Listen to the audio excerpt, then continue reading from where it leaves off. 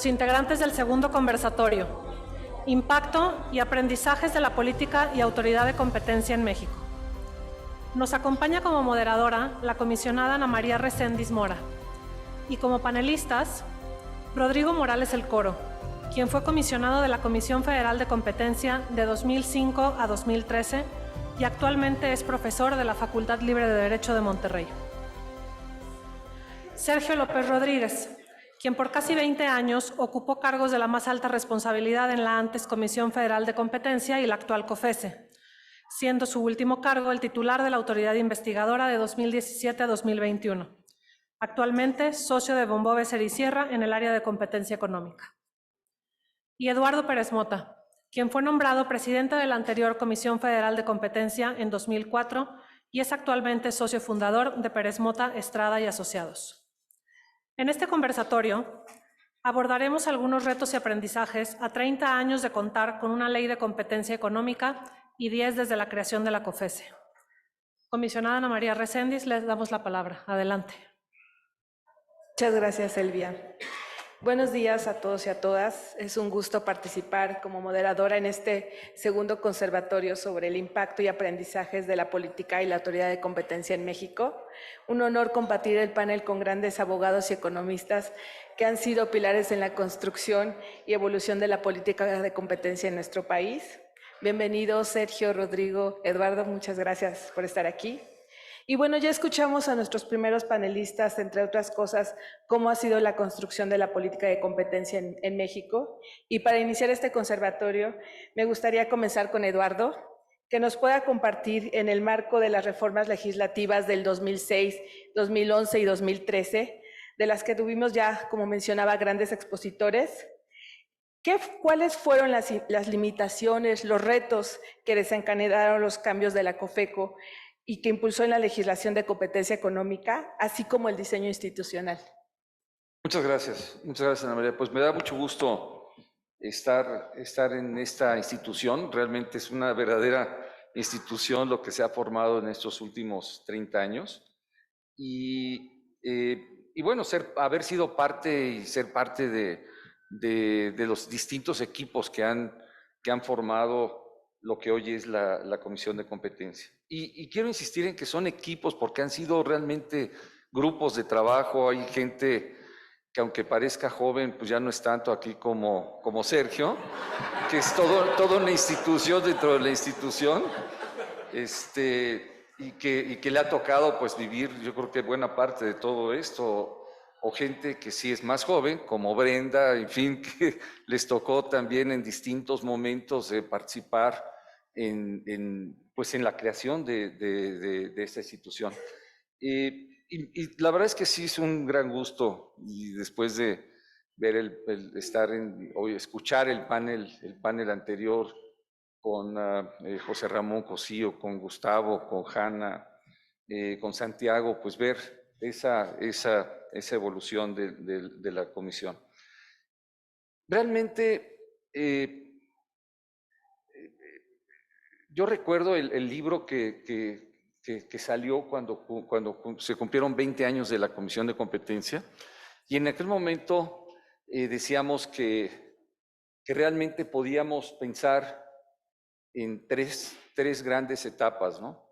Yo diría 4. Una que era el nacimiento, que es lo que le tocó vivir a Santiago y lo que describió, yo creo que con mucha claridad, desde la discusión que hubo en el TLC, en el NAFTA en aquella época, cuando los gringos y los canadienses decían, oye, pues nosotros tenemos las leyes de competencia más antiguas del mundo, y México ni siquiera tiene ley de competencia, a pesar de que nuestro artículo 28 constitucional nació prácticamente 33 años antes que Sherman Act, que es considerada la primera ley. Desafortunadamente nunca hubo una ley reglamentaria hasta el 92. Pero realmente ese trabajo de inicio pues fue un trabajo fundamental que le tocó a todo el equipo, a Gabriel Castañeda con Santiago, y a Jaime Serra como un inspirador, digamos, de muchas instituciones. Normalmente pensamos en el TLC, en el NAFTA, pero en aquella época se crearon una gran cantidad de instituciones económicas, yo diría las más importantes que hasta la fecha tiene el país, haciendo a un lado a lo que es obviamente Banco de México, que tiene un nacimiento y una historia mucho más larga. En aquel momento, en 92, aquella ley, pues era lo que más se acercaba a las mejores prácticas, y como toda ley de competencia, pues se combina lo que es el ideal, lo que uno cree que es lo que debe ser la mejor ley, pues con la restricción real, que es la restricción política, y las fuerzas que están en el Congreso en todo momento para compensar, digamos, esas ideas de lo que debe incorporarse en una ley de competencia. Y así nació la ley de 92. Fue lo mejor que se podía lograr, pero además se hizo con consultas, como ya lo explicó Santiago, muy minuciosas con la OCDE. Se utilizó mucho el diseño, de buena medida, el diseño de la Federal Trade Commission, y realmente empezó a enfrentarse pues con toda la problemática judicial que ya también se mencionó.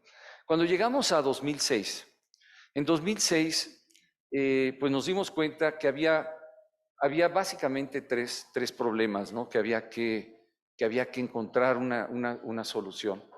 Y digo 2006, pero realmente la propuesta original de la ley que entró en vigor en 2006, o la reforma que entró en vigor en 2006, se hizo desde abril de 2005. Fueron 9 meses de trabajo muy fuerte de toda la institución, de la Comisión de Competencia, para convencer al Congreso. Y esos 3 elementos básicamente eran, uno, pues hacer que la ley fuera congruente con varias decisiones judiciales. Ya en aquella época nos habían tirado aquella fracción genérica, ¿se acuerdan? De las relativas, que pues realmente pues tenían la verdad toda la razón en la Suprema Corte. Pues era básicamente pues, lo que se le ocurra a la Comisión, se puede considerar una práctica relativa, y eso iba mucho más allá de las facultades que debía tener la institución. Pero esa era una de las razones que requerían un cambio en la ley. Una segunda es que se requería ya tener nuevas facultades. Con el paso del tiempo, del 92 a 2006, pues claramente había decisiones que había que, digamos, nuevas prácticas que había que incorporar y demás. Y un tema que fue muy importante, fue fundamental, era darle una mayor fuerza a la Comisión en la parte regulatoria. Y ese era uno de los elementos que inspiraron, digamos, de manera muy importante la reforma de 2006. ¿Y qué incluyó? Pues básicamente, en cuanto a congruencia con el Poder Judicial, bueno, pues eliminar aquella fracción, si no recuerdo mal, era la 10ª, ¿no?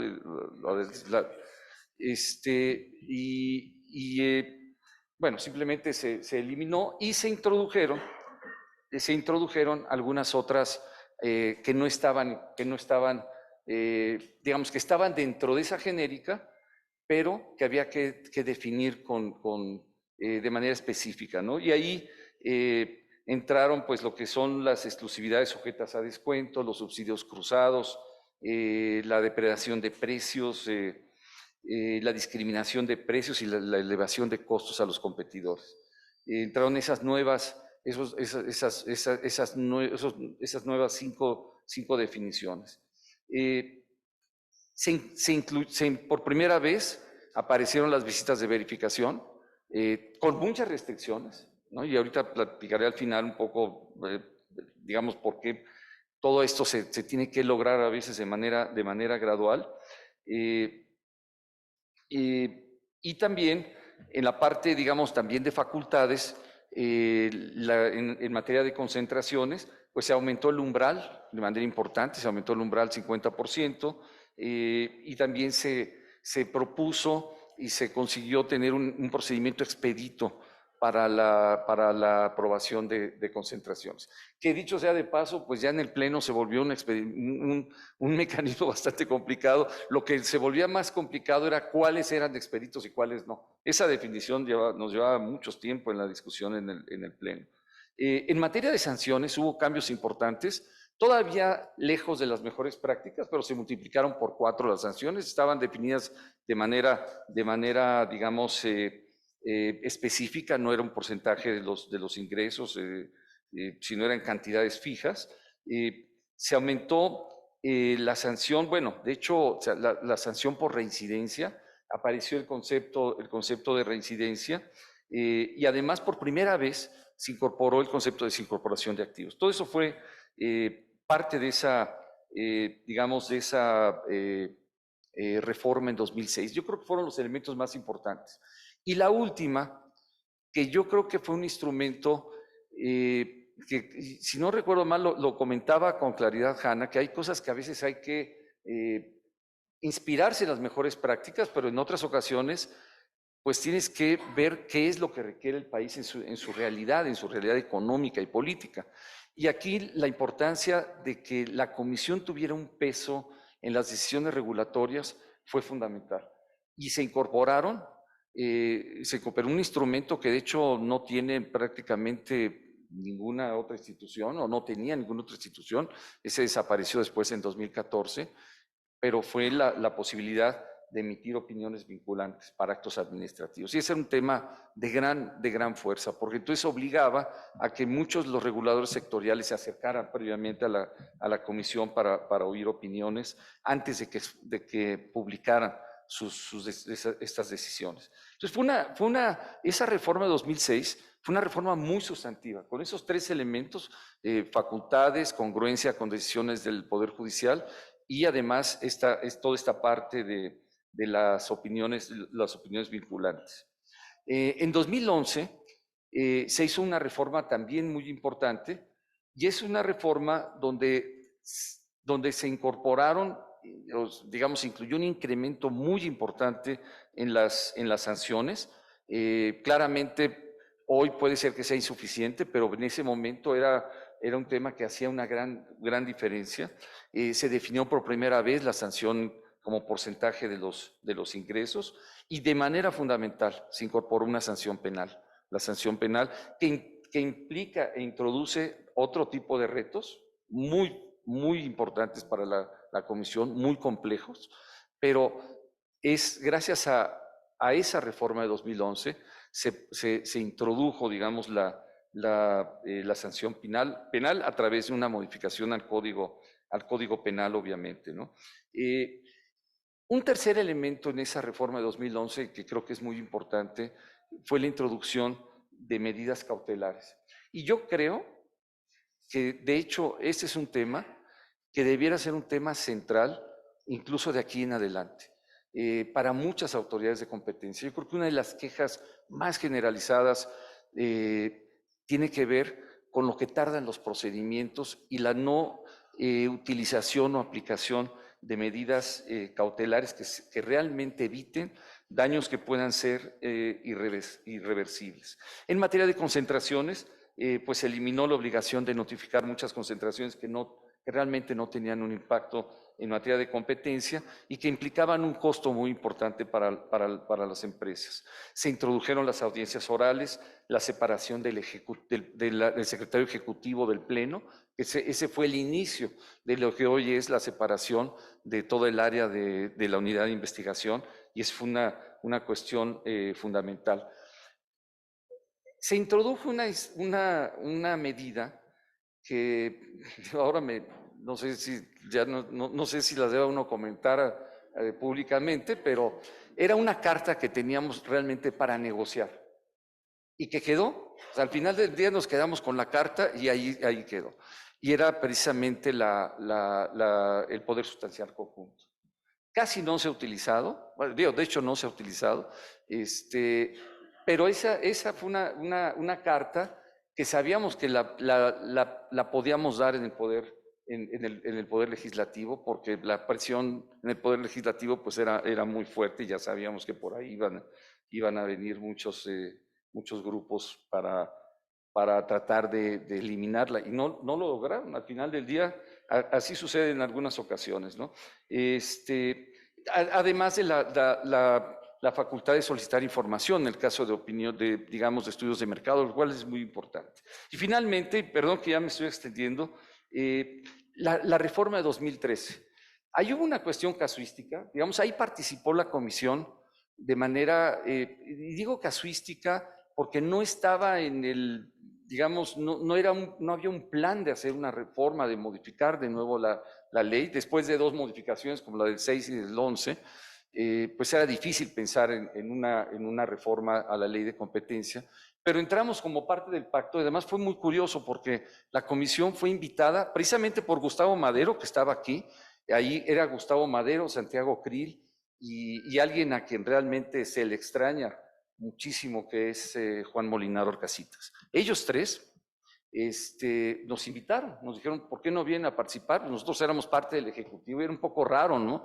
Que un órgano del Ejecutivo participara con la oposición en una reforma tan importante, una serie de reformas tan importantes como aquellas. Y ahí la comisión tuvo un papel importante en ese diseño, en ese rediseño institucional, que además pues va muy en línea con lo que mencionaba Cani hace un momento, que es esa combinación de esa autonomía constitucional que le da esa posibilidad, digamos, de tener una gran cantidad de instrumentos y participación, como las controversias constitucionales, por ejemplo, que han sido tan importantes recientemente, combinada con un mecanismo de selección de comisionados que buscara ser lo menos político posible, que además en aquel momento era fundamental porque iba a haber nuevos 7 comisionados. Esto era un banquete para los políticos en el legislativo, ya se imaginarán.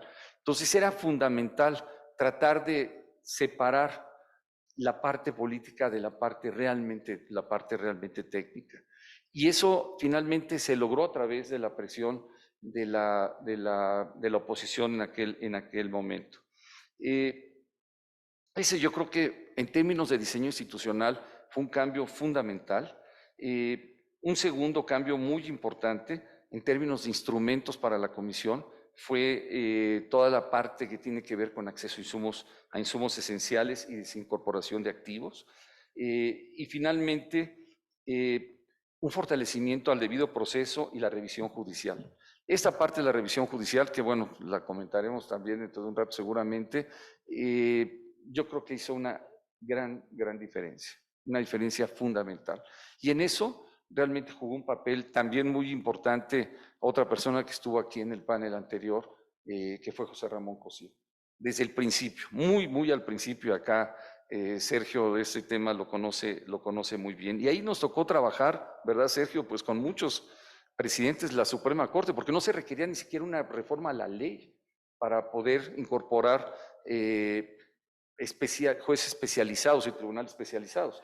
Eso era una decisión que podía venir del Consejo de la Judicatura y ahí el presidente de la Suprema Corte tenía un rol muy importante. Y ahí tuvimos, ¿te acuerdas? Desde Mariano Azuela, Ortiz Mayagoitia, el ministro Mesa, Silva Mesa, y Luis María Aguilar al final, y todos nos decían que sí, pero no nos decían cuánto, ¿verdad?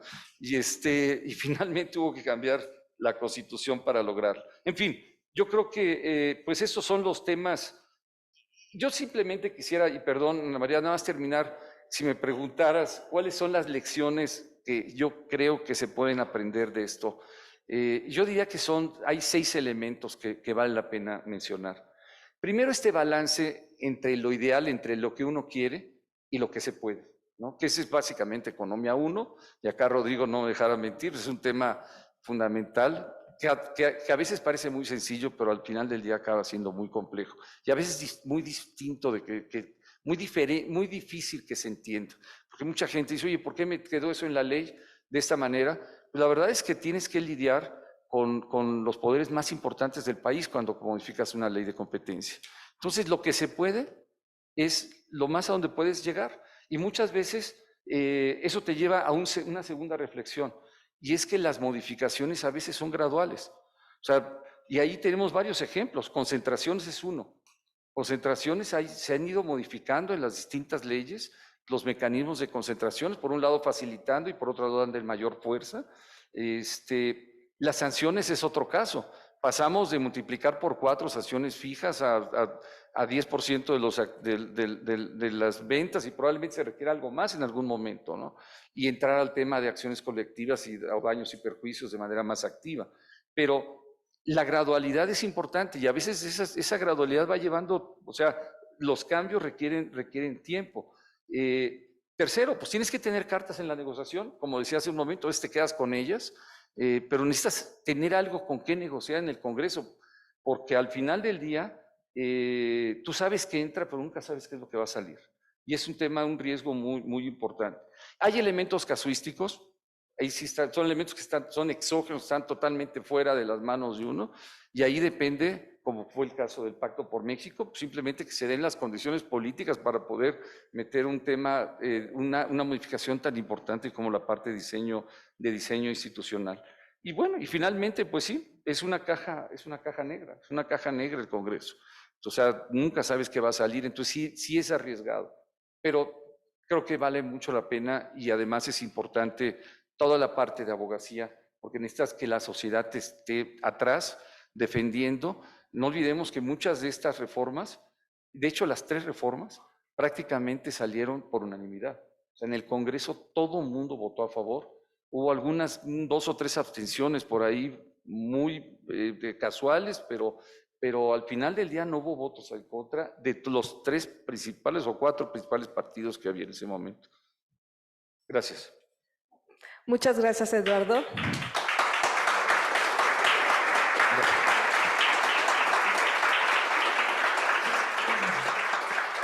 Muchas gracias.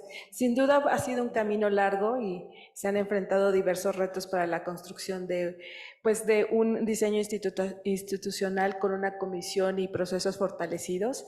Hay mucho todavía por andar, pero en este sentido me gustaría preguntarle a Sergio, ¿cuáles fueron los retos operativos y de litigio con los poderes que fue adquiriendo la comisión con las diversas reformas que ya habíamos comentado? Gracias. Gracias. Antes que cualquier otra cosa, muchas gracias por la invitación. Es un gusto para mí estar aquí en la que fue mi casa por 20 años. Voy a hablar, como decía la comisionada, de lo operativo. Ya oímos a los comisionados, a los presidentes, hablar de la política de competencia, para dónde iba la comisión. Como voy a meter, ahorita les voy a contar de las calderas de la comisión, donde día a día pasa el trabajo, suceden las cosas, se hacen los acuerdos, se proponen los dictámenes, concentraciones, investigaciones. Entonces, si me permiten, va a ser en términos muy operativos, ¿no? Y yo coincido con Eduardo en que la historia de la autoridad de competencia tiene 4 grandes momentos. Creación de 92 hasta antes de la primera reforma, y es lo primero que voy a platicar con ustedes. En ese entonces, la aplicación de la política de competencia, 1993, junio, primeros funcionarios, es muy compleja. Es muy compleja porque no se tenía el rigor técnico que se tiene ahora, y no porque los funcionarios no fueran excelentes profesionales, sino porque la normativa no se había aplicado. Éramos los primeros funcionarios que tenían una ley de 39 artículos y que el primer reglamento tardó más de 4 años en salir. Aplicaban supletoriamente el Código Federal de Procedimientos Civiles, que, como después vimos con la llegada de los reglamentos, las disposiciones regulatorias, pues dejaba mucho que desear específicamente de la aplicación. Entonces, estaban esos primeros funcionarios abriendo brecha. Y al abrir brecha, pues el ejercicio de tus facultades, la normativa, va a ser cuestionada. Como decían en el panel anterior, esta materia es altamente litigiosa. ¿Por qué? Porque es un campo fértil para la interpretación judicial, porque es altamente técnica, porque tiene muchos conceptos económicos y porque existía un desconocimiento del enforcement de competencia económica antes de 1993. Y teníamos, o lo que se apoyaba el Poder Judicial, eran los criterios en materia administrativa que se creían aplicables y a veces se daba a rajatabla esa aplicación e impedía, ya fuera la operación eficiente de la autoridad de competencia, o bien, pues también bastantes frustraciones para los practicantes cuando iban a Poder Judicial. Entonces, teníamos un mundo donde se emitían actos de autoridad por gente o funcionarios altamente capacitados, pero sin un rigor técnico y sin los criterios orientadores que podrían existir respecto a esta ley. Ahora, nos íbamos a Poder Judicial. ¿Qué sucedía en Poder Judicial? Ya también se mencionó, decía el ministro Cosío, había que educar. En ese entonces, con el equipo que estábamos en contencioso, decíamos, hay que evangelizar al Poder Judicial. Dicho con todo respeto, e íbamos día a día, no solo a defender el asunto, sino a predicar la competencia económica. Y no era una labor sencilla. No era una labor sencilla porque nos topábamos con pared y veíamos, no teníamos esos juzgados especializados centralizados. Un día podíamos estar en Iguala, al otro día teníamos que ir a Cuernavaca, íbamos a Monterrey, cuando había recursos. A veces eran cosas de mandar un memo por mensajería, en fin, hay una serie de anécdotas bastante interesantes, pero teníamos esa cuestión del acercamiento, el approach al Poder Judicial, y era complicado el ir a predicar la competencia económica. ¿Qué sucedía si no había conocimientos suficientes o digamos una cultura de la competencia en cuanto a criterios judiciales? Bueno, habían muchísimas suspensiones, se emitían actos de autoridad en la investigación, requerimientos de información. Pásame esta información, tienes tanto tiempo. Amparo, suspensión. Se concedían con base en criterios administrativos que existían en ese momento. ¿Y qué pasaba? Bueno, pues la autoridad no obtenía esa información y eso complicaba el desahogo de las investigaciones. Una anécdota. Teníamos un tema en ese momento de que no nos daba la información porque era confidencial. Entonces nos negaban esa información y nos decían, es confidencial la información, no te la puedo dar. Suspensión provisional, definitiva, no teníamos esa información. Tuve la oportunidad de ir a un foro de la APEC y cada que iba a un foro trataba de buscar a mis colegas extranjeros, a los que litigaban, para que me contaran qué había de precedentes en esas jurisdicciones. Y entonces estaba haciendo ese comentario, era el año 2004, y me dice un abogado de la Federal Trade Commission o Department of Justice, ya no recuerdo. Le digo, es que tenemos este problema, no nos dan la información porque es confidencial. Ah, tenemos precedentes. Digo, ah, sí, son como de 1950. Los voy a buscar porque ya son históricos, ¿no? pero te los mando, ¿no? Primero los escaneo, luego te los mando. Y entonces había cosas que ya habían sido analizadas en otras jurisdicciones y eso era un poco lo que se tenía que empujar. Había mucho amparo contra actos intraprocesales. ¿A dónde voy diciendo esto? ¿En qué derivó la reforma constitucional del 2013, no?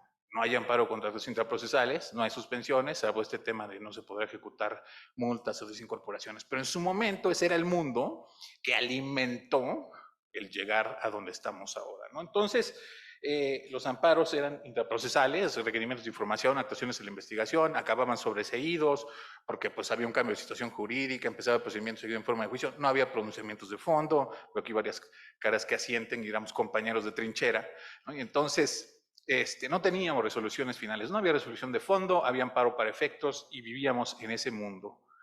Como decía Santiago Levy, en ese entonces hablo de litigio, de repente había estrellitas, ¿no? Teníamos triunfos importantes. Y en ese entonces, por ejemplo, un gran triunfo fue que a través de una contradicción de tesis la Corte dijera no proceden las suspensiones contra los requerimientos de información y podemos darle a las áreas de investigación, pues, de alguna u otra medida que se les proporcionara esa información para que la utilizaran como mejor conviniera. Y también tuvimos, pues, derrotas, no sé si catastróficas, porque a veces creo que tenía razón tanto el quejoso como el Poder Judicial, pero en este caso que comentaba Eduardo de la fracción 7 del artículo 10 de la primera ley, ¿no? Que las prácticas monopólicas no estaban en ley sino en el reglamento y pues eso tenía grandes vicios de constitucionalidad y pues se caía, ¿no? Entonces, digamos, esa es la primera etapa previo a la reforma de 2006. Llega la reforma de 2006 y entonces, pues como dice Eduardo, pues ya tenemos más facultades, tenemos más cuestiones y hay dos herramientas de investigación fundamentales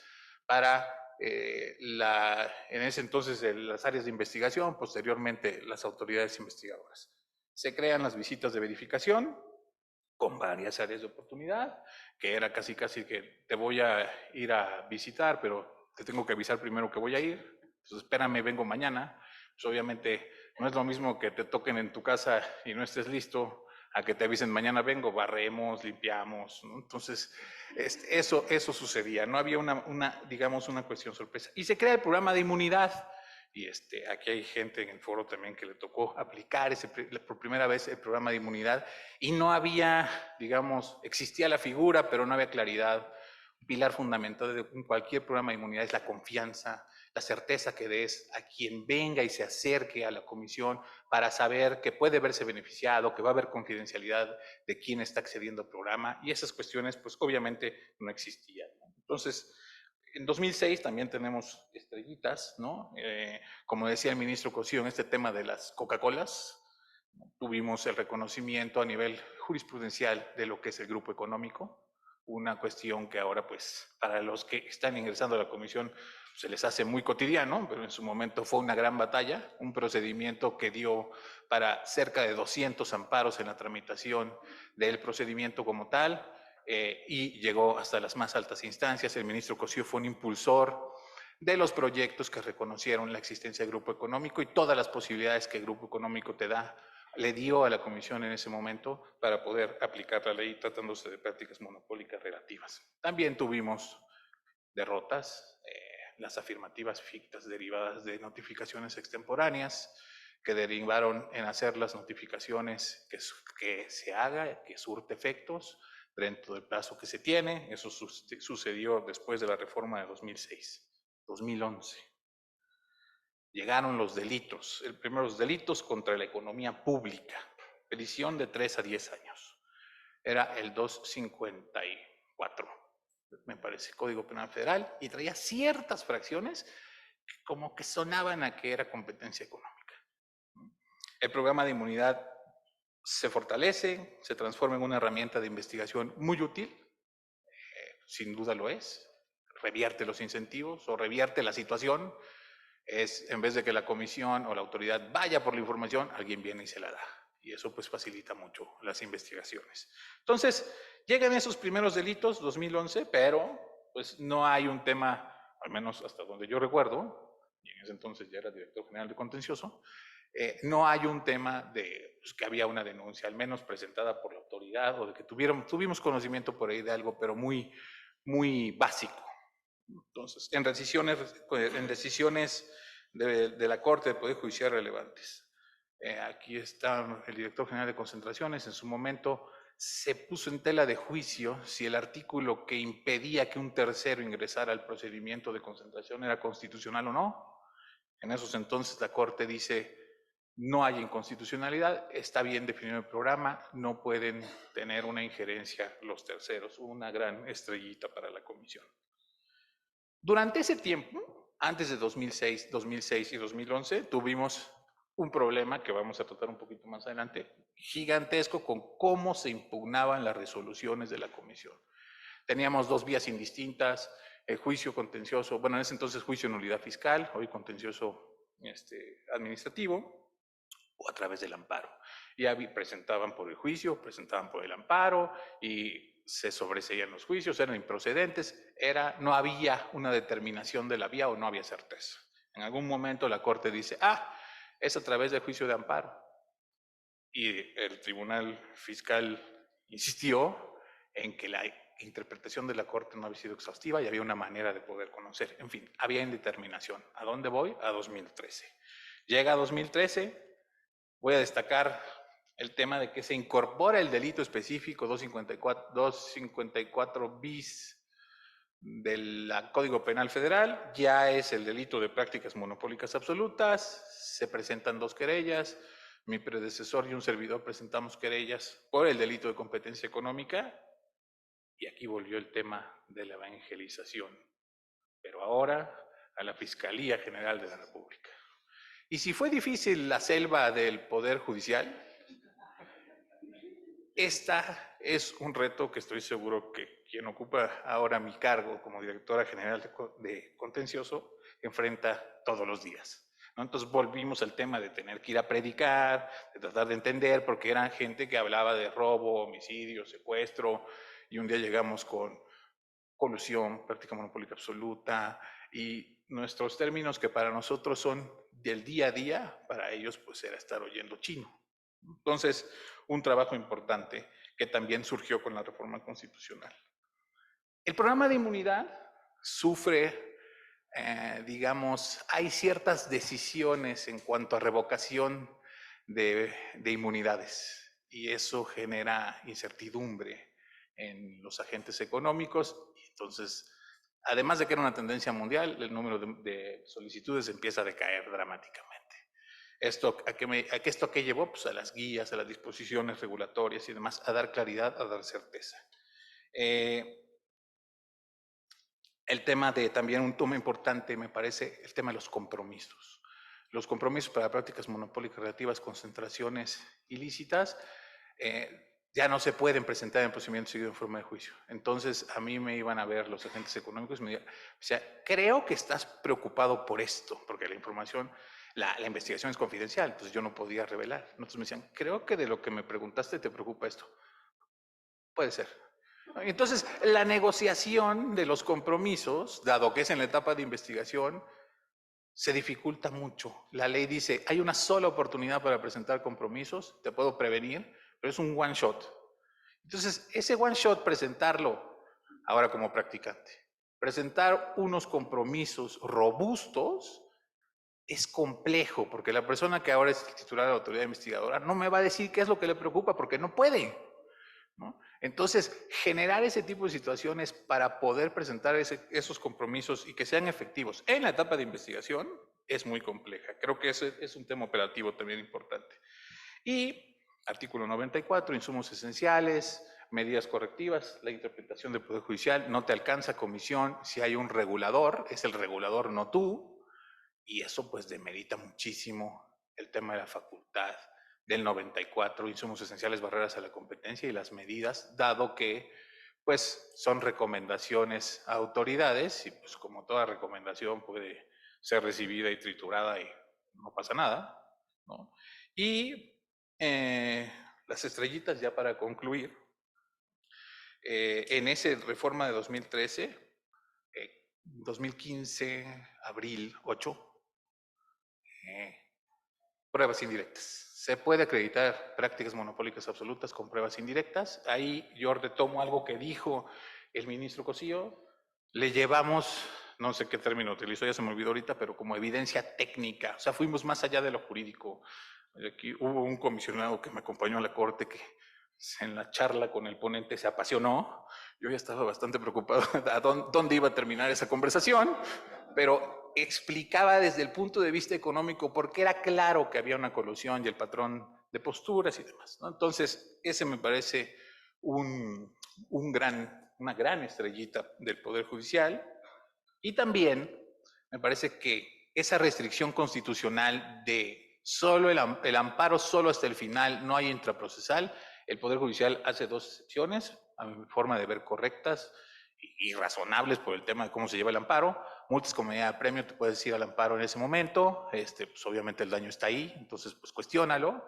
Y el tema de privilegio, de la información privilegiada cliente-abogado, se abre la puerta para el amparo, que derivó posteriormente en las disposiciones regulatorias, en la creación del comité calificador. Entonces, digamos, a grandes rasgos, porque ayer que preparaba esto, fuera de este cuadro, se quedaron muchísimos temas. Me parece que esto es muy relevante e insisto, es una visión desde la operación en estas áreas tan trascendentales de la Comisión, que son las que generan el trabajo día a día. Muchas gracias.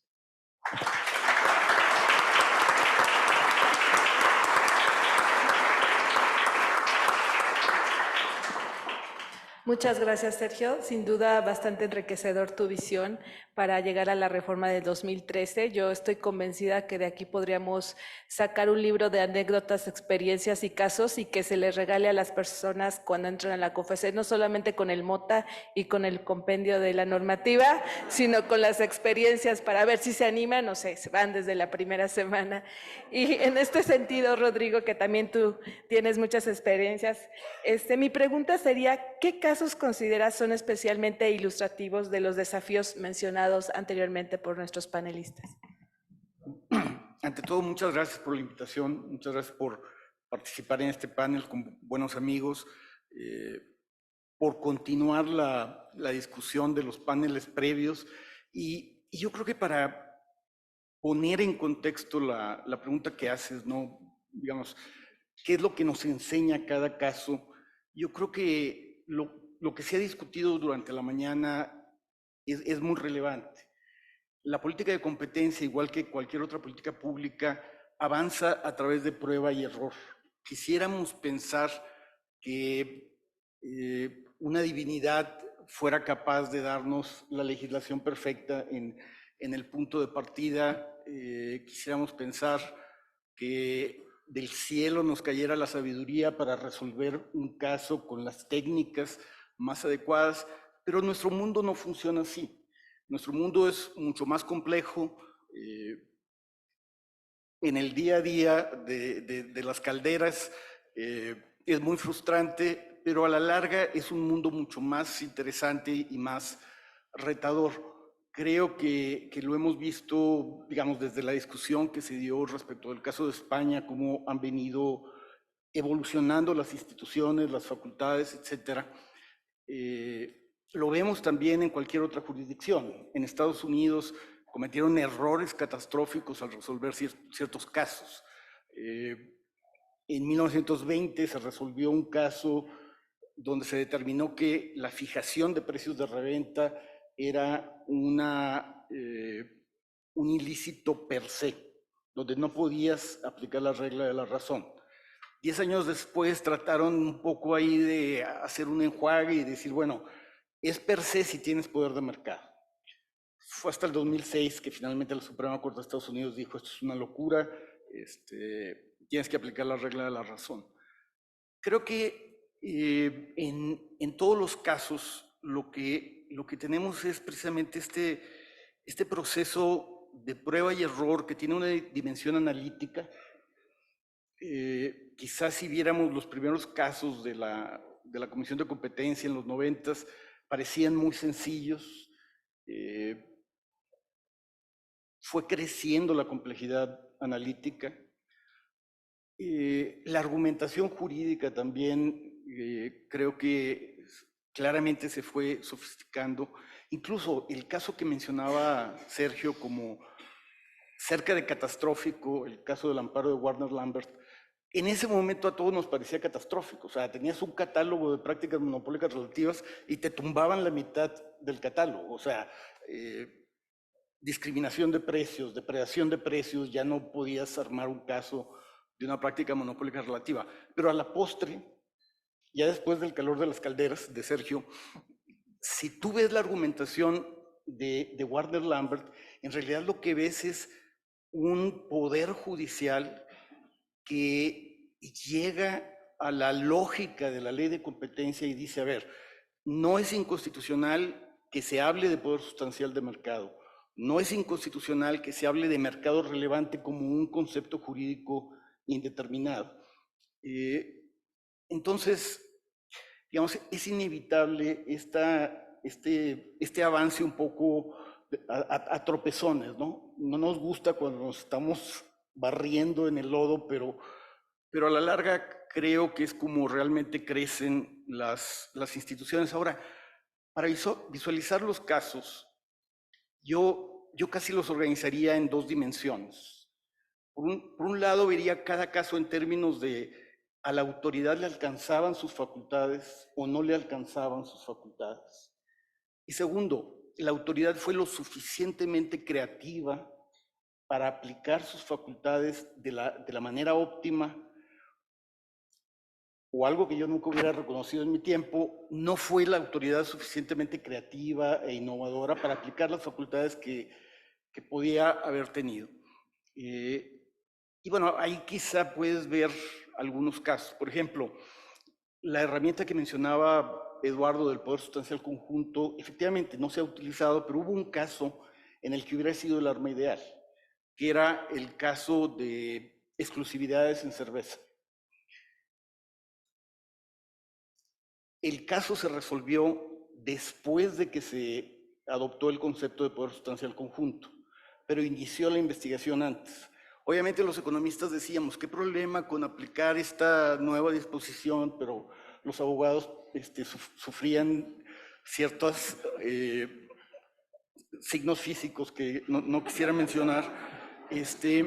Pero bueno, en ese caso, particularmente en cerveza, el decir, esta compañía es dominante en el noreste, esta compañía es dominante en el sur, te hubiera llevado a aplicaciones erróneas, como decir, X compañía no puede determinar exclusividades en todo el noreste.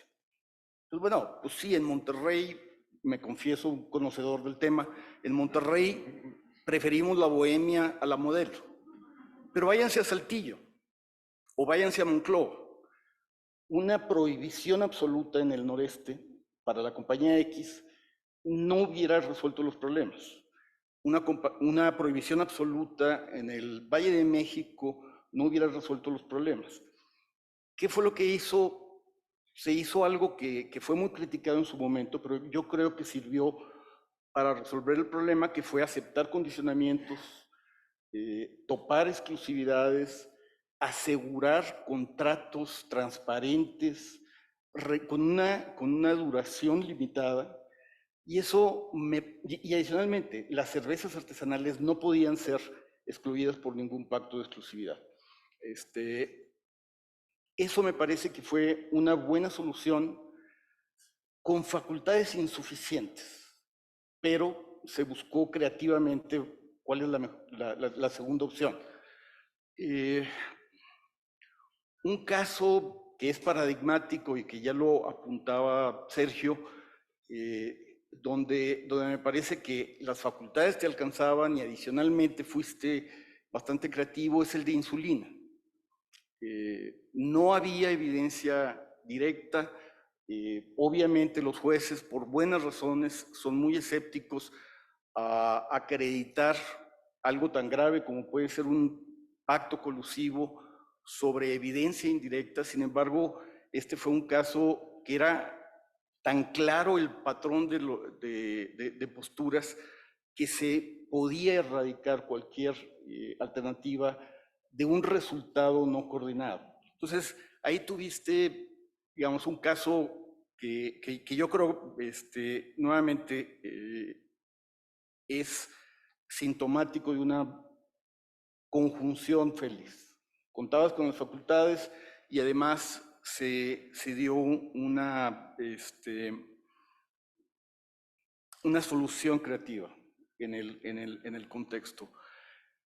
Casos donde no te alcanzaban las facultades y adicionalmente quizá no anticipaste la peor interpretación jurídica, también lo mencionaba Sergio, casos en los que se notificaba una concentración y al día siguiente se hacía la asamblea de accionistas y se materializaba la concentración, porque también una de las grandes reformas del 2006 fue clarificar que la concentración no podía llevarse a cabo hasta contar con la autorización de la autoridad. Ahí tuvimos estos casos muy dolorosos de afirmativas fictas, donde nuevamente quizá debimos haber anticipado nuevamente la peor interpretación, o no la peor, la interpretación más adversa posible para la comisión.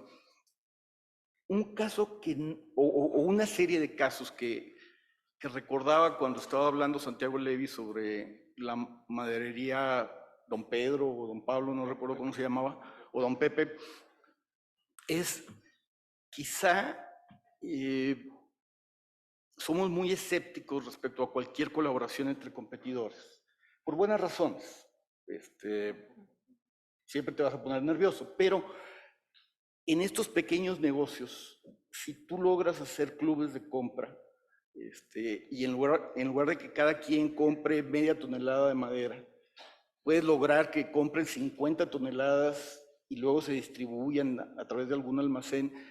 Creo que puedes, de manera marginal, hay muchos otros problemas que se mencionaron previamente, pero puedes lograr que estos pequeños negocios informales empiecen a dar pasos hacia la modernización. Entonces, sin abrir la puerta para otras cosas, creo que el promover la colaboración entre competidores es un área que quizá en nuestro tiempo pudimos haber hecho muchas cosas.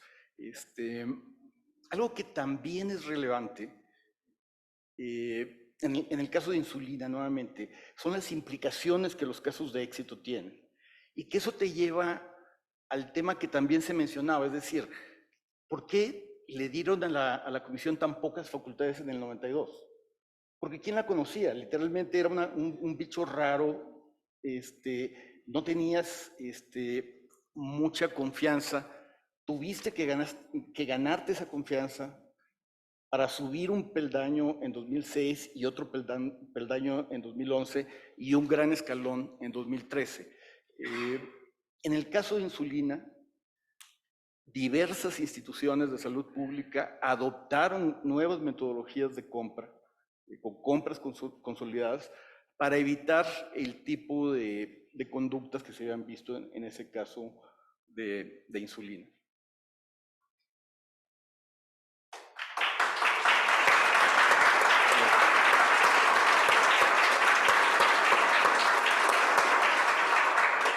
Muchas gracias, Rodrigo. La verdad es que los casos son bastante retadores. De los casi 3 años que llevo como comisionada, siempre escucho, este no es del libro. Espero que en los 6 que me faltan, alguno sea del libro. Pero bueno, eso los ha hecho más retadores y sin duda tenemos en la comisión funcionarios altamente calificados que nos han llevado a imponer multas significativas, como ya lo mencionaba la comisionada presidenta. Y bueno, en este sentido, y tú también tienes gran experiencia en la resolución y análisis de casos, Eduardo, por ahí ya comentabas algunos retos que hemos tenido, sobre todo en las concentraciones, en la inclusión de opiniones vinculantes y en la no inclusión. ¿Nos podrías comentar al respecto, por favor? Gracias. Sí, como no, quizá me gustaría, si estás de acuerdo, que esos temas los dialoguemos entre los tres, porque los tres estuvimos pues involucrados en muchos de ellos, y yo estoy seguro que se puede convertir en un diálogo, ¿no? Pero adelante. Muy bien. Digamos, ya muchas de estas cosas las mencionó Rodrigo, en el tema de concentraciones. Como veíamos antes, ha sido un proceso, ¿no? Un proceso difícil, pero un proceso en el que, digamos, este mecanismo se ha ido mejorando.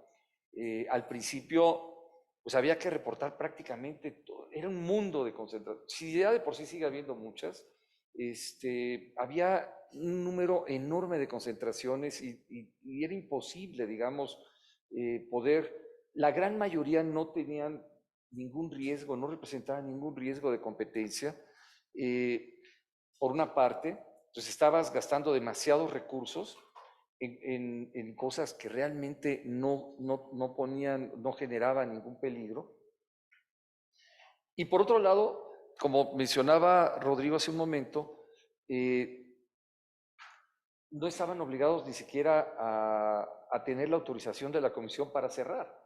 Entonces, era un problema muy complejo, ¿no? Porque donde había problemas, realmente no podía resolver, porque cuando resolvías era demasiado tarde, ya habían cerrado. Y luego había un tercer problema, que no sé si ustedes recuerden, porque creo que nos tocó a los tres, en lo que tiene que ver con compromisos. Bueno, primero existía el recurso de reconsideración. Entonces, realmente nadie ofrecía ningún compromiso hasta que no le dijeras que no. Exacto, ningún tipo de condición. Entonces, realmente todo se concentraba al final.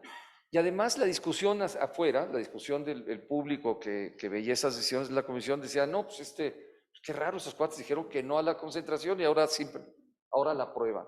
Pues dijeron que no, y no se daban cuenta, pues que era parte de la estrategia. Nadie que requería, digamos, resolver algún problema de riesgo, pues planteaba nada, a menos que le dijeras que no en una primera instancia, no le costaba nada, digo, no valía la pena entrar en estas discusiones. Entonces, realmente estos cambios en las leyes, estos cambios en los procedimientos internos y la experiencia de los equipos técnicos de la comisión, pues han hecho que este tema de, digamos, todo el área de concentraciones tenga una forma completamente diferente el día de hoy, mucho más eficiente.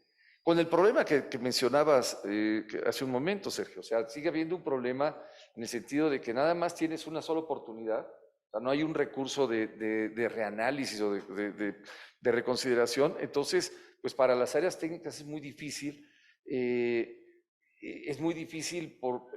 digamos, operar esto porque finalmente no saben si lo que vas a presentar va a ser aprobado por los comisionados o no. Entonces tiene que haber una relación. Afortunadamente es un área que está más vinculada al Pleno, pero es un juego bastante complicado, ¿no? Y creo que pasa de los dos lados, ¿no? O sea, hablando de condiciones en concentraciones, o sea, como decías antes, estaba el recurso y entonces era complicado que te ofrecieran algo en primera instancia, por llamarlo así, desaparece el recurso y llega la notificación de riesgos. Y en la notificación de riesgos, pues también la comisión ha ido evolucionando en la forma de comunicar los riesgos, porque me parece que viéndolo desde las dos aceras, el de la autoridad y el de practicante, hay un tema fundamental que es cómo la comunicación. Pero hay veces que hay limitantes legales que te impiden comunicarte. O sea, es un tema en los compromisos por relativas que pues no puedes hablar tú como titular de autoridad investigadora porque pues, no está legalmente impedido.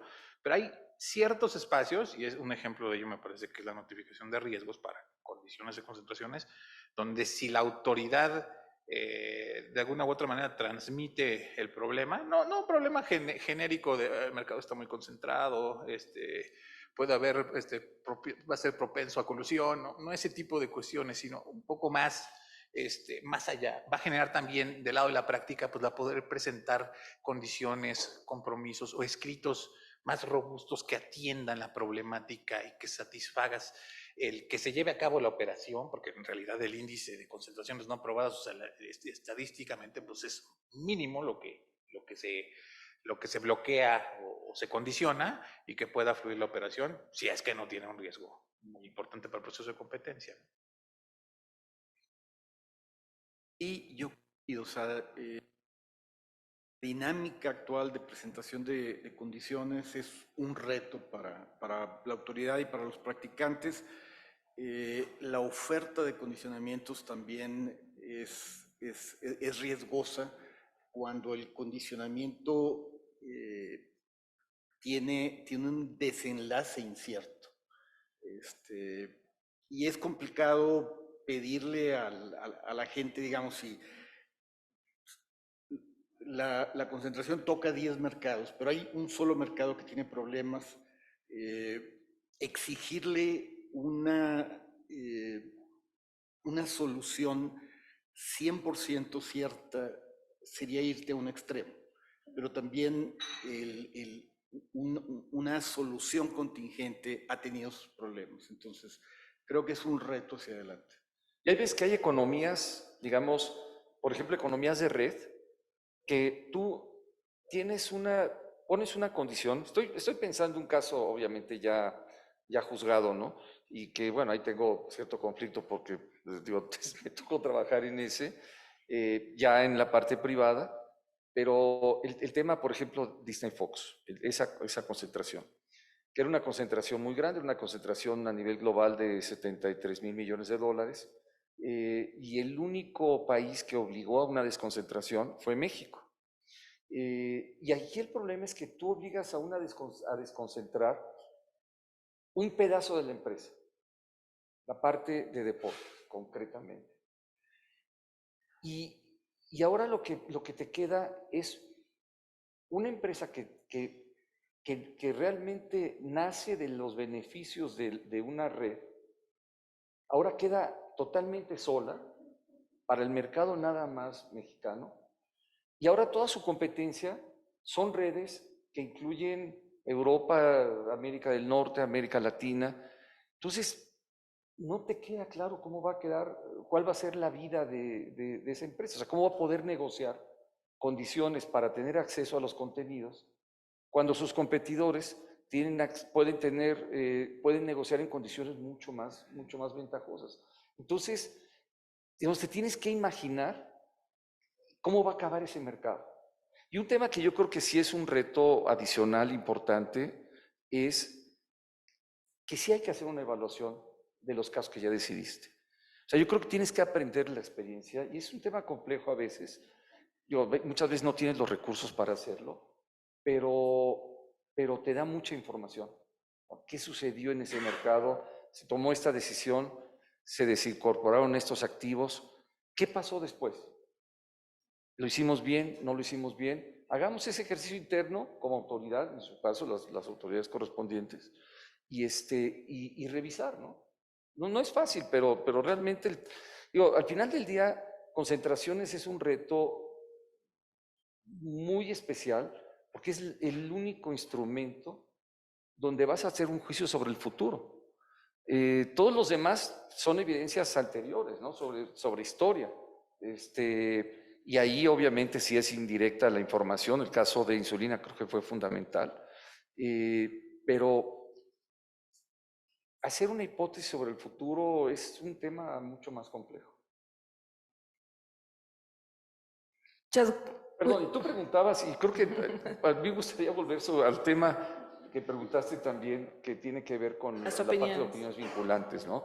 Y yo creo que ese fue uno de los instrumentos más importantes, y yo creo que fue una lástima que en 2014 en la reforma se eliminara, porque era realmente un instrumento que le daba una fuerza a la autoridad en temas regulatorios que difícilmente va a volver a tener, a pesar de que tiene otros instrumentos como acceso a insumos esenciales, barreras a la competencia, que son muy relevantes y que tienen implicaciones regulatorias también.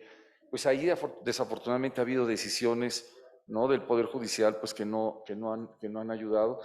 Se utilizó solamente una vez, pero yo creo que tampoco era pero se mandó un mensaje muy claro. ¿Te acuerdas que fue una decisión de hecho fue una promoción del presidente Calderón al INPI para que se registrara como marca la palabra agave? Es como si en España registraran la palabra vino como la marca de una empresa o de un grupo de empresas. Jurídicamente era algo extraña la facultad. Así es. Sinceramente. Porque un órgano desconcentrado le podía ordenar a cualquier administración pública federal que no hiciera o lo hiciera de cierta manera. Y solo podía no hacerlo si el titular del Ejecutivo Federal lo objetaba y publicaba la objeción. Entonces, sí, era una cuestión extraña. Ahora me gustaría, un órgano constitucional autónomo ya está restringido por precedente judicial que en medida correctiva pues no se puede meter cuando hay reguladores, ¿no? Y esta era un desconcentrado. Entonces sí, era muy importante para la aplicación de la política de competencia, pero yo la sentía y lo platicábamos en su momento, le digo, yo la siento medio débil si nos vamos al juicio, o sea, porque o a algún medio de control constitucional. Oye, pero eso lo platicábamos entre nosotros, no lo platicábamos en una... Ya no existe la facultad. Pero le daba una salida, por lo menos le daba la salida al jefe del Ejecutivo para poder decir, oye, esto queda como lo ordena el INPI y nada más la única obligación era explicarlo. Explicar por qué eso. La controversia constitucional hubiera sido muy extraña, ¿no? O sea, controvierto a un órgano que depende de mí. Había muchas cosas raras ahí. Muchas gracias, Eduardo. La verdad es que ahorita que tocas la concentración Disney, recuerdo cuando se estaba dando en el IFT, yo decía, ya tienen su caso Soriana en el IFT. Pero bueno, regresando un poco a las preguntas y con las que comentábamos al principio y que Sergio nos iba se iban a explorar un poco más, ¿cómo cambió la defensa de las resoluciones de la Comisión ante el Poder Judicial con las instalaciones de los tribunales especializados? Y si alguien más se quiere sumar a esta pregunta, adelante. Sí, yo diría que es una historia muy bonita de contar, pero la implementación no es tan hermosa. Digamos, sin duda la concentración de todos los juicios de amparo en ciertos órganos jurisdiccionales especializados en un solo circuito, o sea, digamos, aquí en la Ciudad de México, facilita mucho el litigio para practicantes y para la autoridad. Como yo decía en mi intervención pasada, un día podríamos estar en Iguala y al otro día podríamos ir a Mérida, a Monterrey, a Cuernavaca y demás. Insisto, si había presupuesto, había veces que pues, no teníamos para ir y pues no íbamos, y las contrapartes, los quejosos, pues sí, podían asistir, ¿no? Entonces, digamos, eso suena muy bien. Yo diría dos cuestiones que ya cuando empieza a aplicarse eso, como que se empieza a distorsionar la cosa. La primera es, y esto, si mi memoria no falla, estamos hablando de agosto del 14, el 8 del 8. El 8 de agosto de 2014 salió un acto de la judicatura y dice, terminan funciones este y este juzgado que eran auxiliares y este tribunal que eran auxiliares en materia administrativa, y a partir del 10, si no me recuerdo, son especializados. Entonces, esos titulares se fueron a su casa el 8 de agosto como su último día de trabajo de administrativos lato sensu, y el 10 se sentaron como juzgadores especializados en competencia.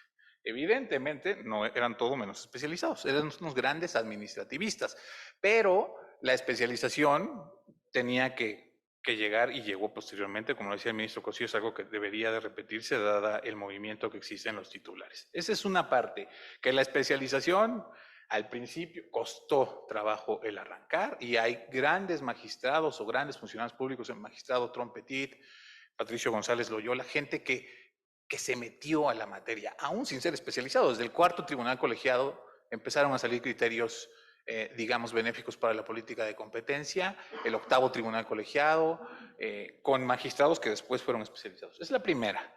Y la segunda es, dice el decreto, la orden de la judicatura. Todos los juicios nuevos los van a llevar estos juzgados. Posteriormente se dio cuenta que, también mándeles todos los existentes.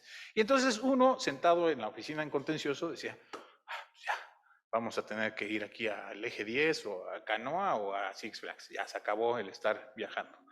¿Qué pasó? Y esto mis colegas en ese momento, de repente llegaba un acto de un juez de Mérida que admitía demandas, de un juez de Veracruz, del Estado de México, que seguían admitiendo amparos. Y entonces hubo una racha donde tuvimos que ir a pelear. Oye, tú no eres competente. ¿Por qué? Porque dice la Constitución y porque dice un acuerdo de la judicatura. Y eso es un poco lo que voy. Se oye muy bonito cuando sale en papel y uno descansa como el litigante de la comisión, pero toma su tiempo la implementación y estoy seguro, bueno, espero que ya no admitan o tal vez siguen admitiendo en otros circuitos, ¿no? Entonces, digamos, eso es un poco lo que podría yo compartir de operación en cuanto a tribunales especializados. Ahora, es un tema de implementación, ¿no? Que sí es el reto quizá más importante y no es menor, y ahí hace la diferencia entre quien hace el diseño y quien lo opera, ¿no? Que a ustedes les tocaba. Pero al final del día yo sí creo que esa es una modificación muy importante. O sea, sigue habiendo problemas de implementación, bueno, los que acabas de mencionar, y aparte le agregas el COVID y le agregas las decisiones que ha tomado esta administración, que en temas de competencia, pues hay muchas que dejan por lo menos mucho que desear para no ir un poco más lejos. Entonces eso, pues obviamente los ha atosigado, los tiene agobiados, ¿no? Y ahorita pues un reto muy importante, lo platicábamos, ¿no? Es el tema de que de repente se te ocurre cambiar a todos de un jalón, pues obviamente todo ese conocimiento y la lógica y el sentido de tener tribunales especializados, pues lo pierdes. Entonces tienes que tener una mecánica que mantenga una especie de escalonamiento como el que sucede con los comisionados, que le dé estabilidad, que le dé, digamos, un elemento de largo plazo en este caso a los tribunales, y eso creo que es fundamental. Y ahí creo que el reto, perdón. Sí. No. Aún en el peor de los casos posibles, como este, donde sacas a todos y entran todos, los que entran no pueden zafarse como en el tiempo antiguo de que, bueno, me traen un estudio econométrico, ¿qué voy a hacer con esto? Pues bueno, tienes que apoyarte en alguien, etcétera, pero es una evidencia y tienes que ponerte a la altura. Entonces, ya no es convencer al juez de que esto es relevante, sino el juez tiene esa responsabilidad. A lo mejor de entrada no está capacitado y hay que hacer todo lo que ya se dijo, cursos, apoyos, etcétera, pero el juez yo creo que siente la responsabilidad también de su parte. Oye, eso lo mencionó José Ramón, ¿no? Con mucha claridad. Dijo, oye, esos cuates va a haber que hacer un ejercicio de entrenamiento muy importante en la parte, pues en la parte económica. Pero aún así, yo sí creo que es un avance muy importante. Y aquí, digo, y yo me sumo al reconocimiento que hacía Han hace un momento de Trompetit. O sea, Trompetit realmente es una persona que merece todo mi respeto por lo que hizo, aun cuando no era un tribunal especializado. Y aquí creo que también el reto es traer jueces de otros países a que vengan a platicar con nuestros jueces, ¿no? Porque es difícil que ese papel lo pueda tomar la propia autoridad. Es complicado, digamos, pero sí hay gente valiosa como el magistrado Trump, Patricio González Loyola, magistrada Campuzano, la magistrada González Tirado, juzgadores que Gómez Fierro, sí. por intereses propios, antes de la especialización, se metían, Sí, preguntaban, claro. hacían y decían, y eventualmente todos ellos fueron nombrados como magistrados especializados, ¿no? Y otro tema de la especialización es justamente esa palabra. Empiezan como especializados en competencia económica, a radiodifusión y telecomunicaciones, y a través de la jurisprudencia y ciertas decisiones judiciales, pues se han atiborrado de trabajo. Sector energético, 3,000 amparos al año. Entonces, esa cuestión que decía el comisionado Falla de resolver más rápido, pues como bien le contestó el ministro Cosío, pues claro que sí, nada más que el tema es que nuestra competencia ya aumentó y de tener unos cientos de amparos al año, pues ahora tenemos 4,000, ¿no? Entonces eso también complica las cosas. Y más con la política de Estado que, como bien decías, por decirlo de manera correcta, pues no es muy proclive a la competencia económica, ¿no? Entonces, eso complica las cosas. Muchas gracias. Y me regreso un poco con Rodrigo, porque ya nos había comentado de los casos emblemáticos y sobre todo sobre esta sofisticación que ha habido en las metodologías y en las resoluciones. Si nos quisieras compartir, Rodrigo, desde tu punto de vista, cómo se ha dado y cuáles han sido los casos. Gracias. Yo creo que ha sido un continuo en el que la técnica se ha venido especializando. Por ejemplo, en el caso de fórmulas lácteas, que fue un caso importante, inicialmente, si tú lees la resolución, inicialmente tienes fórmulas lácteas de primera etapa, como si fuera un producto homogéneo, haces el análisis, observas los riesgos, tomas las conclusiones, pero luego das un paso atrás y dices, bueno, en realidad son productos diferenciados. Y creo que es la primera ocasión en la que en México se aplicó este modelo de efectos diferenciados, donde, digamos, una marca puede estar más próxima a otra marca y por lo tanto tener una sustitución más cercana y tener un efecto más cercano en precio. Entonces, en esa resolución específica se llegó a pronosticar, con todos los problemas que mencionaba Eduardo, de anticipar un posible evento futuro, pero se llegó a ponderar que había una presión competitiva simétrica, pero que el ente fusionado iba a tener la capacidad de incrementar precios en ciertas marcas y presentaciones en un rango de 5 a 10%. El ejercicio, como cualquier ejercicio empírico, puede ser examinado en detalle, etcétera, pero, digamos, es un ejemplo de esos pequeños escalones que vas subiendo a medida que profundizas más en en la materia. También el análisis de cointegración, que ahora es muy utilizado para tratar de determinar estás en un mercado relevante o en el otro, o es el mismo mercado relevante. Creo que en nuestra época, nosotros pertenecemos al Antiguo Testamento, Eduardo y yo. En nuestra época... Sergio también, nada más que parece...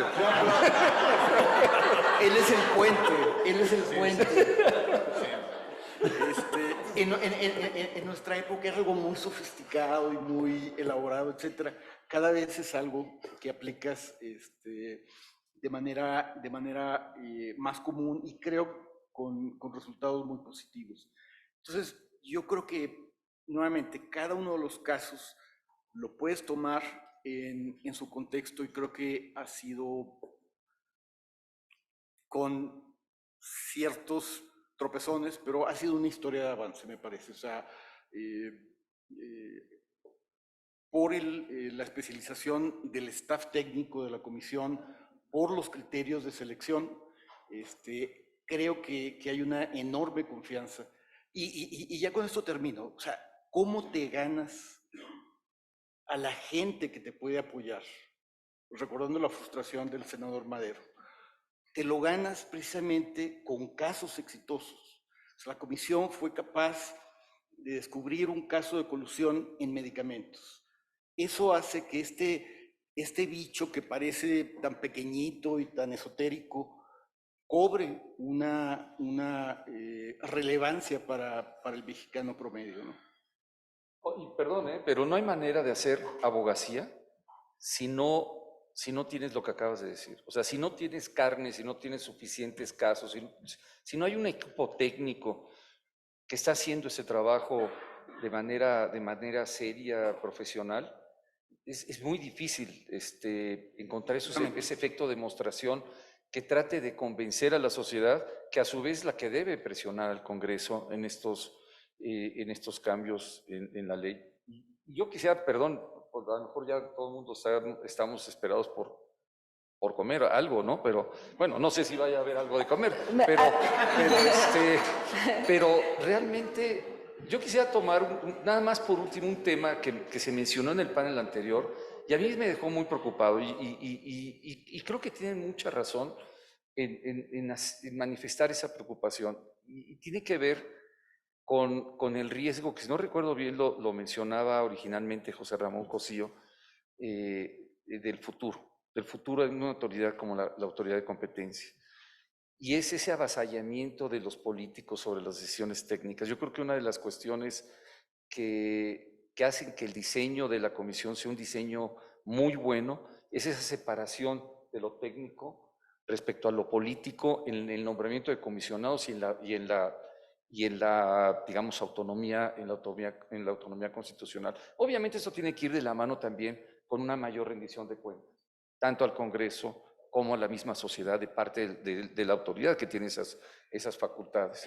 Y es esa combinación que de alguna manera mencionaba Cani al final, en la que yo coincido totalmente. O sea, no nada más es esa independencia y esa autoridad, sino tienes que tener esa separación en cuanto al nombramiento de los comisionados. Pero la pregunta es, ¿qué pasa si dentro de 9 meses sigue este mismo movimiento?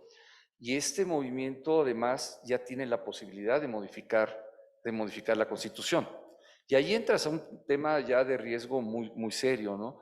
Y yo creo que, y aquí quisiera, probablemente es un tema para el ICN también. Bueno, Cani está muy involucrada ya en el ICN, pero algo que durante mucho tiempo, Cani, tratamos de separar, y de hecho que fue el origen del ICN, que fue desvincularlo de todo el tema de negociaciones comerciales, y de ahí nació el ICN en 2001. Yo creo que vale la pena repensar. Si me preguntas hoy, ¿cuál puede ser la manera más efectiva de tratar de defender ahorita la Comisión? Es que hubiera un mecanismo, una obligación en el Tratado de Libre Comercio que le diera esa fuerza a la Comisión y esos balances políticos que te da el tener que rendir cuentas a tus países, digamos, a los países que son miembros del Tratado de Libre Comercio en este caso, o de la Unión Europea en el caso de ustedes. Pero yo creo que es una forma de tratar de reducir el riesgo del avasallamiento de lo político sobre lo técnico, y eso es lo que es el TLC. Al final del día, el Tratado de Libre Comercio como institución se mantiene porque tiene esos balances que no permiten que se tomen, que se hagan demasiados abusos en la parte política, ¿no? Hay espacios, pero no mucho. Perdón por... No, muchas gracias, Eduardo. De hecho, era mi siguiente pregunta, por lo tanto, te voy a restar minutos para la respuesta. No, precisamente tenemos 10 años que la COFESE se ha liderado por mujeres, por grandes mujeres, por 3 grandes mujeres, pero sin duda hay retos a futuro y a mí me gustaría preguntarles un poco, resumiendo las preguntas de los invitados, ¿ustedes qué retos ven? Hablaban de las cadenas de valor, hablaban en otros paneles de las 2 autoridades, hablaban también de la economía digital, y me gustaría empezar con Rodrigo y después con Sergio, y si nos queda tiempo nos vamos contigo. Evidentemente, digamos, la economía digital es el gran reto tecnológico. En términos del contexto mexicano, sin embargo, yo pondría en primer lugar el tema de compras públicas. Nuevamente, me parece que si la Comisión puede ser vocal en términos de los procesos opacos que se dan en compras públicas, no solo a nivel federal, o sea, a nivel estatal y a nivel municipal, y adquiere una fuerza donde las autoridades municipales, estatales, federales tengan miedo de lo que la Comisión puede revelar, tendrías primero un impacto sobre el bienestar muy fuerte, que es lo principal, y segundo, nuevamente, esa ventana ante el público acerca del efecto de la Comisión. Yo, entre las prioridades, y está en los planes de la Comisión, pondría muy en alto el tema de participar muy activamente en compras públicas. Muchas gracias, Rodrigo. Sergio. A mí me encantaría que la comisión, y esto digo, sería necesaria una reforma, pero que ha ejercido su facultad de controversias constitucionales de la mejor manera posible. Y sería muy bueno que contara con el tema de la acción de inconstitucionalidad sin tener que pasar por la escala en el titular del Ejecutivo. Y creo que eso serviría de mucho para ciertas normas que pudieran tener cuestiones ahí contrarias al proceso de competencia. Eso es lo primero, que es un deseo y un anhelo, algún día que se pueda volver a abrir la discusión de una posible reforma a la ley, que se ve lejano. Y por el otro lado, yo coincidiría, ya se dijo aquí y se dijo en los anteriores, ¿no? El ministro Cosío decía, el Poder Judicial es tu aliado, ¿no? Y entonces creo que la comisión se ha caracterizado por hacer frente a la alta litigiosidad que existe en esta materia y ha obtenido resultados muy importantes a través de las interpretaciones judiciales. Entonces, tiene ya la Comisión un cúmulo de facultades. Ahí están, en la Ley Federal de Competencia, en las disposiciones regulatorias de la ley y las de diversa índole. Siga empujando la Comisión esa batalla judicial para que se interpreten esas normas, para que salgan ya sea a favor del quejoso o a favor de la autoridad, pero para tener certeza. No hay nada peor que volver al tema de abrir brecha. Eso se hizo hace muchos años. Se han sentado unas bases sólidas y en materia de relación con el Poder Judicial, ahí está la relación con los ministros, con los jueces, con los magistrados. Siga la Comisión impulsando esas batallas judiciales para lograr que si no podemos abrir la ley, tengamos interpretaciones que nos explique el Poder Judicial los alcances de las facultades que tiene la Comisión. Ejemplo, el 75% de la ley, visitas de verificación, que ahorita tiene un tema muy importante, está en la Suprema Corte y tendrá que decidirse. Siga la Comisión empujando esos litigios. Muchas gracias, por favor, Eduardo. Bueno, yo ya mencioné el tema que yo creo que vale la pena reflexionar de nuevo, por lo menos, y es esta incorporación de temas de competencia con más fuerza en los tratados, en los tratados comerciales, evitando obviamente que sean los negociadores comerciales los que negocien competencia, que era la preocupación original en el ICN. Y yo retomaría un tema que creo que también es de mucha preocupación y lo mencionó Santiago Levi hace rato. Y creo que parte de este problema de este movimiento hacia el populismo y hacia el avasallar y el eliminar todas estas decisiones técnicas y pasarlas por puros temas políticos, viene de un problema que no está resuelto y es un problema de distribución del ingreso, ¿no? Y sobre todo la falta de inclusión en los temas de la sociedad, digamos, de los grupos menos favorecidos, en los beneficios del mercado. Y ahí yo creo que la Comisión tiene mucho que decir, porque finalmente la política de competencia tiene esa gran ventaja de, por un lado, darle eficiencia a la economía, promover el crecimiento, promover la inversión, y por otro lado, hacer que ese crecimiento sea un crecimiento incluyente, o sea, abrir oportunidades a consumidores, a empresas pequeñas, a participar en los mercados. Al final del día, en el momento que logremos que la informalidad prácticamente desaparezca, esa competencia desleal que mencionaba Santiago, pues esa va a desaparecer también, ¿no? Y parte del problema es que muchos del análisis que se hace en la autoridad de competencia, pues no toma en cuenta la informalidad, y sí es un tema de inyección de competencia que creo que es fundamental. Muchas gracias, Eduardo. Y como les digo a mis asesores, a trabajar, que se cae la competencia y la competencia genera equidad, crecimiento y bienestar a los consumidores. Muchas gracias a todos. Muchas gracias.